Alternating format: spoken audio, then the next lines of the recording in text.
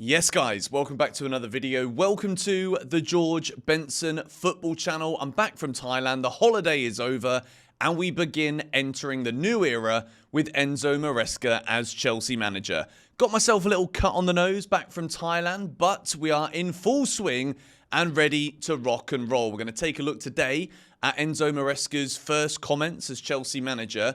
Although he doesn't technically start the role until the 1st of July because of the Euros and whatever, Chelsea just trying to make this one rounded.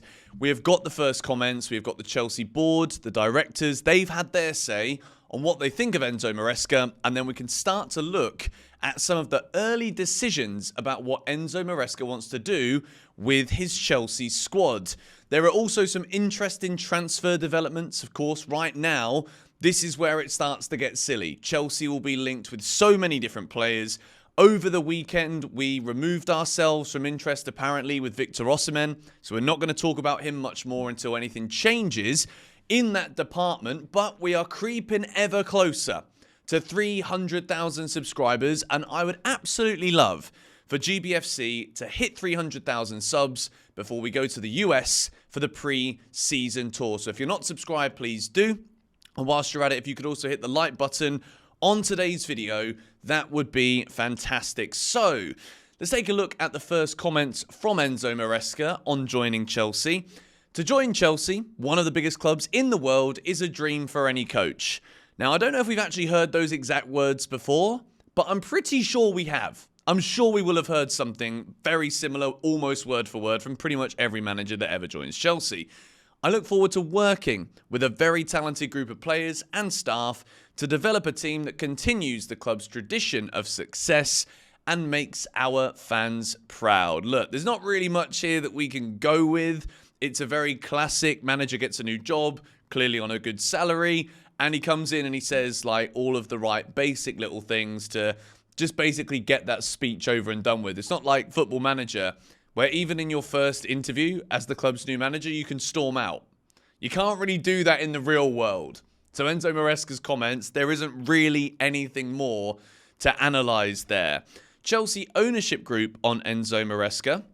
We look forward to supporting him and the rest of the sporting team in fulfilling their potential and our expectations over the years to come. He is a highly gifted coach and leader that we are confident can help fulfill our vision and competitive goals for the club. The interesting thing that I find here is that the expectations over the years to come, if we just look at that little part of the phrase, I genuinely do feel, and I've said this before, as though Chelsea are looking at Enzo Maresca as the guy that they have to make work. And I think what they've done is they've tried to understand the fact that the employment that they've done so far, the Pochettinos, the Graham Potters, this hasn't worked under what they initially set out to do when the new ownership and the directors came in at Chelsea. They now need someone that we can actually, in a year's time, if things don't go very well, they can be like, well, yeah, he's still young. He's still relatively inexperienced. And I think there isn't really anything here which suggests to me that Chelsea are expecting immediate success. You guys have seen the videos that I've already made on the way that Enzo Maresca sets Chelsea out to play. And I do believe that in terms of the squad that we have and Maresca's capability as a manager already, I do think we've got a good squad for Enzo Maresca. But the thing I would say here, fulfilling their potential and our expectations over the years to come, I really think this shows that Chelsea see this as a long-term appointment, and the patience that we heard about last week, I genuinely think Maresca's going to get that, which will be very odd if things start to go south very quickly. It's going to be very interesting to see how the ownership actually deal with the fans. If it doesn't go very well, the fans are going to keep saying, well, you can't win the development league with Man City and be the assistant manager of a treble winning side and then come to Chelsea and expect to replicate. But you know what I mean? Like there's going to be a lot of skepticism that I really, really want to take like all of the skepticism and just like throw it into a pile of thank goodness we were wrong. And I've already said Enzo Maresca wasn't my first choice, but I'm excited now. I'm excited that we've got this clean slate. We're through the acceptance stage of Pochettino out the door, Maresca is in, And I think we have got to look forward and just be optimistic, because that is the best way to go as a football fan, in my opinion. So let's start to take a look now at what is going to happen to certain players in the Chelsea squad with Enzo Maresca in charge. We're going to talk about a player here that Chelsea might want to get rid of, someone that Enzo Maresca wants to keep, and then we're going to start talking about potential signings. Exclusive. Chelsea won't loan out Omari Hutchinson again this summer. Permanent deal the only way. CFC would only consider bids around 25 to 30 million for Omari Hutchinson. Understand Stuttgart are pushing a lot to sign him. Favourites with more clubs in the Premier League, Ajax and Feyenoord, also keen. So, we have learned over the last few years, Chelsea have been buying these young talented players, and we were always under the assumption that all of these young players coming in, you look at the amount of players that we have signed, particularly if you look at the young Brazilians, you've got your Kendry Pieses, your Esteval Williams. These two are supposedly like the tier above that will make it at Chelsea. And then you've got your Casadets, you've got your Santoses, your Gabriels, your Omari Hutchinsons. And eventually, the right offer will come in, and it doesn't matter how good these players will be, it's profit, and Chelsea will just have to take hits on some of these players. So, what are my thoughts on Omari Hutchinson being sold? 25 to 30 million. Look, Callum Hudson-Odoi wasn't playing very well. We sold him for 3 million. And then when you look at what he was doing at Forest at the end of last season, we look silly. This is going to be the way it is at Chelsea. There are going to be players that get sold when we've got this massive talent pool of players. And if 25 million, 30 million makes us look silly, then so be it. At the end of the day, this is the way that the club want to run now. They want to make profit by having lots of young players that we get in at a young age with this fine, keen eye for talent that we have got, particularly young players, be it English ones or people in South America, whatever it may be. I think that this will be one of those sales where we look at it now and it's like, okay, well, this is good money for a guy who's had one good year in the Championship, but in 3 years will probably look silly. We should have kept him. That's just the way I see it happening. But at the same time, if Chelsea don't see Omari Hutchinson as a starter and they don't want to loan him out, look, there's only one way this goes. Omari Hutchinson is getting sold. Profit again for the club. We will look silly in the future. That is my opinion on this one. Now, this is where I am slightly perplexed. And when I talk about this like skepticism that we've got in one hand and how I want it to be proven wrong and all of this stuff on the other side of the coin, I don't want to go into this new Maresca era with too much skepticism and pessimism. But when I see this, I'm worried. Understand Chelsea new coach Maresca told the board that he really likes Robert Sanchez. Maresca looking forward to working with Spanish goalkeeper next season as he believes Robert is ready for the next phase of his career. Chelsea expects Sanchez to stay at the club this summer. I'm going to just give my opinions on this now, because to me this stinks of Chelsea have been trying to probably air out interest from other clubs for certain players that they just know haven't worked. And if anyone is watching Robert Sanchez last season and they see that Chelsea spent 25 million on him, there is not a single club in the Premier League. And I think there's very few clubs across Europe as a result of that, because they don't have the same money that Premier League clubs do. There is not a club that is looking at Sanchez and thinking, yeah, we'll help Chelsea get their money back for him because we really want him. That is the truth of the matter. Sanchez is on a long contract and Chelsea are going to just have to deal with it. And I think this is one of those examples where you look at the way that Maresca uses the goalkeeper, to bring it back to the How to Chelsea Set Up video. The goalkeeper needs to be able to play with his feet. Petrovic wasn't good with his feet when he first came in, but he was already better than Sanchez was with his feet all season long until Petrovic became the goalkeeper. And my thoughts on this also are that if Robert Sanchez has done absolutely nothing in his first year at Chelsea to show or prove that he deserves to be Chelsea's number one, Petrovic at least improved us when he became the number one.